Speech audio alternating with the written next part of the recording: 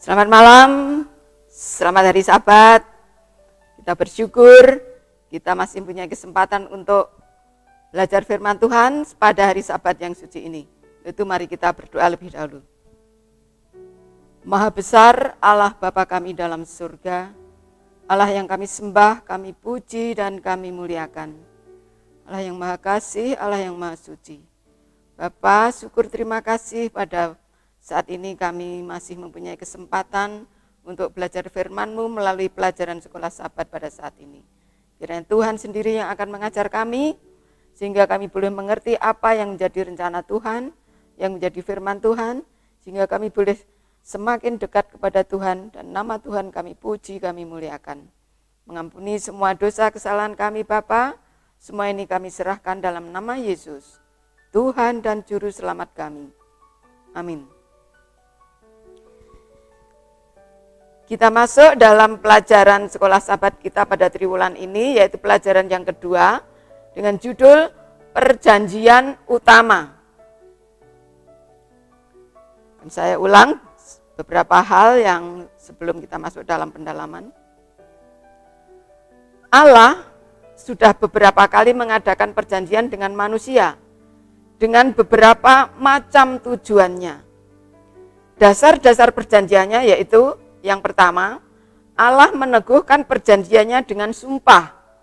Dasar yang kedua, kewajiban dalam perjanjian adalah menuruti kehendak Allah yang dinyatakan dalam 10 hukumnya. Dan dasar yang ketiga, cara-cara di mana kewajiban perjanjian Allah sepenuhnya digenapi adalah melalui Kristus dan rencana keselamatan. Dalam perjanjian lama, sistem korban adalah mengajarkan keseluruhan rencana keselamatan. Perjanjian dengan Nuh, Allah memberikan tanda pelangi kepada sebagai tanda Allah tidak akan menghancurkan dunia dengan air bah lagi. Setelah sebelumnya Allah memberikan perjanjian kepada Nuh bahwa Allah menjanjikan keselamatan kepada Nuh dengan cara membuat bahtera untuk keselamatan Nuh dan keluarganya. Dengan Nuh ada 2 perjanjian. Perjanjian dengan Abraham, ketika Abraham disuruh meninggalkan kota atau negerinya beserta keluarganya, sanak saudaranya, dia menurut tanpa syarat, sebab dia sebelumnya sudah menurut kepada Allah dengan iman.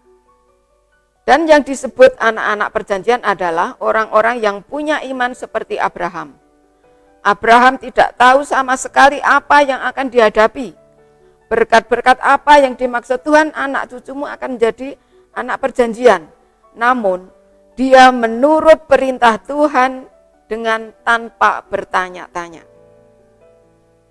Perjanjian dengan Musa.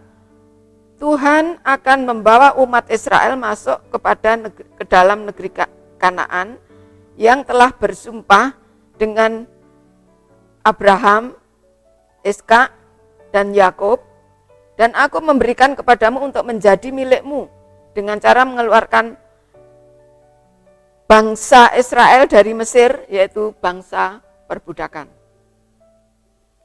Perjanjian baru, Tuhan akan memuliakan hukumnya.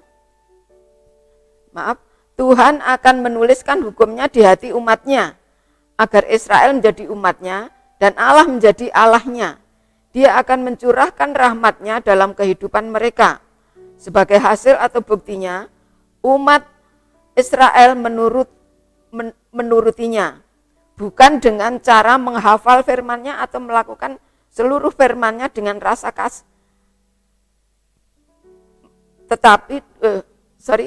dengan tidak menghafal firman-Nya, tetapi melakukan seluruh firman-Nya dengan rasa kasih dan rindu untuk melakukannya dengan hati yang bersih dan ikhlas sesuai dengan perjanjian yang telah Tuhan buat. Beberapa perjanjian pada zaman dahulu sudah dibuat oleh Tuhan kepada umatnya, dan sampai saat sekarang ini perjanjian baru Tuhan memberikan perjanjiannya kepada umatnya, ditulis di dalam hatinya. Sebagai pendalaman, kita bisa baca dalam Abraham di Kanaan, tulisan Ellen White, halaman 145 dan 162. Di dalam Alfa dan Omega jilid 1, yaitu di dalam nabi-nabi Allah menolong mereka. Dan halaman jilid 4, halaman 168 sampai 181. Ada beberapa poin di dalam pendalaman ini. Yang pertama, Cook yang mengikat kepada pelayanan ialah hukum Allah.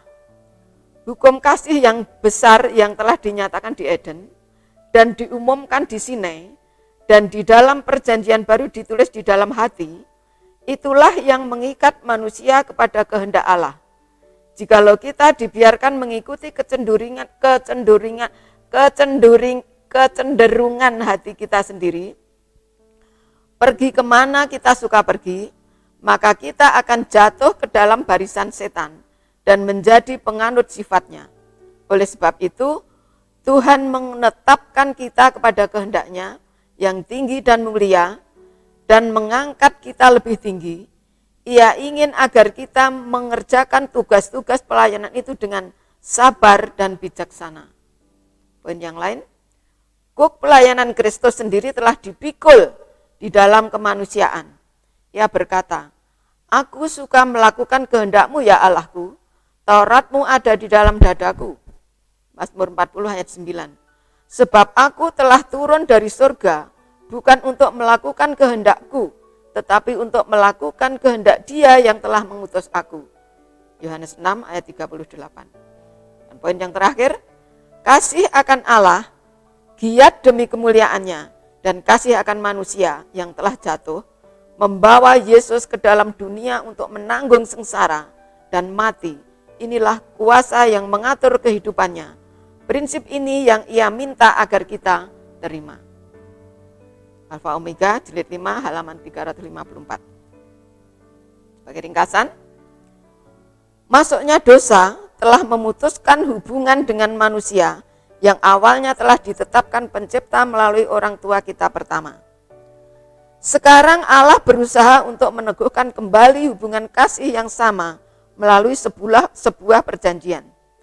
Perjanjian itu menandakan satu hubungan komitmen antara Allah dan kita, sama seperti ikatan perkawinan dan perjanjian untuk menyelamatkan dan membawa kita dalam satu keharmonisan dengan Pencipta. Allah sendiri didorong oleh kasih-Nya yang besar untuk kita yang memulai hubungan perjanjian ini. Dengan janji-janji yang indah, Dia membujuk kita untuk masuk dalam persekutuan dengan Dia. Inilah satu perjanjian yang Tuhan telah berikan kepada kita umat-Nya, mulai dari zaman Adam sampai zaman kita sekarang, kepada Ibrahim, kepada Nuh, kepada Musa. Tuhan selalu ingat akan janjinya itu, supaya kita tetap bersekutu, berhubungan erat dengan Tuhan. Jangan sampai kita melakukan hal-hal semaunya kita sendiri sehingga kita bisa jatuh kembali, kita bisa menjadi mangsa setan, sehingga kita tidak bisa kembali kepada Tuhan sesuai dengan kerinduan Tuhan.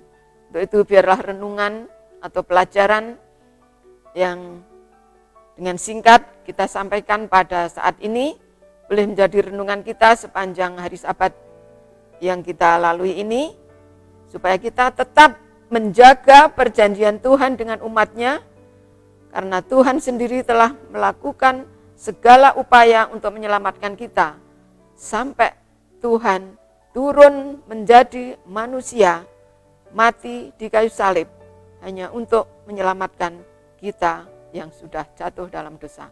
Kiranya Tuhan memberkati kita semua. Amin.